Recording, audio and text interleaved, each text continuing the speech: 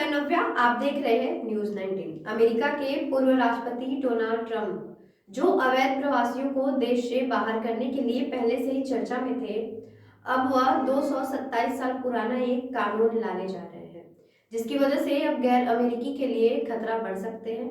आइए नजर डालते हैं इस खास रिपोर्ट पे कि क्या है वह कानून। अमेरिका के पूर्व राष्ट्रपति डोनाल्ड ट्रंप, जो अवैध प्रवासियों को देश से बाहर करने के लिए पहले ही चर्चा में रहे हैं, अब 227 साल पुराना एक कानून लागू करने की तैयारी कर रहे हैं।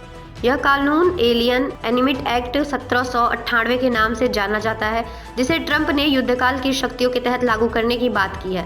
अगर ट्रंप इस कानून को लागू करते हैं तो न केवल अमेरिका बल्कि दुनिया भर में हलचल मचा सकती है। यह कानून अमेरिका के राष्ट्रपति का युद्धकाल में किसी भी गैर अमेरिकी मूल के नागरिक को देश से बाहर करने की शक्तियां देता है। हालांकि यह कानून युद्ध के समय के लिए था, लेकिन डोनाल्ड ट्रंप इसे सामान्य परिस्थितियों में भी लागू करने का मन बना रहे हैं। इसके तहत राष्ट्रपति किसी भी गैर अमेरिकी नागरिकों को देश से बाहर कर सकते हैं, खासकर उन लोगों को जिन्हें एलियन एनिमी के रूप में घोषित किया गया हो। एलियन एनिमीज एक्ट के अनुसार यदि अमेरिका और किसी अन्य देश के बीच युद्ध होता है तो राष्ट्रपति को यह अधिकार होता है कि वह गैर अमेरिकी नागरिकों को निष्कासित कर सकते हैं। यह कानून विशेष रूप से 14 साल या उससे अधिक उम्र के व्यक्तियों के लिए लागू होता है। इस कानून के तहत निष्कासित किए गए व्यक्तियों को एलियन एनिमी के रूप में माना जाता है और उन्हें देश से बाहर किया जा सकता है। ट्रंप ने 2024 के चुनाव प्रचार में कई बार यह कहा था कि वह सत्ता में आने के बाद अवैध प्रवासियों को देश से बाहर कर देंगे।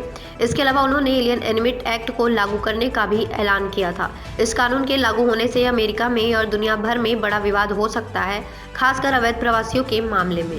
हालांकि कानूनी जानकारों का कहना है कि जब अमेरिका पर किसी अन्य देश द्वारा हमला नहीं किया गया तो ट्रंप के इस कानून को लागू करना ठीक हो सकता है, भले ही वह गैंग्स और कार्टेल से सुरक्षा खतरे का हवाला दे, लेकिन यह कानून विशेष रूप से युद्धकाल के लिए है।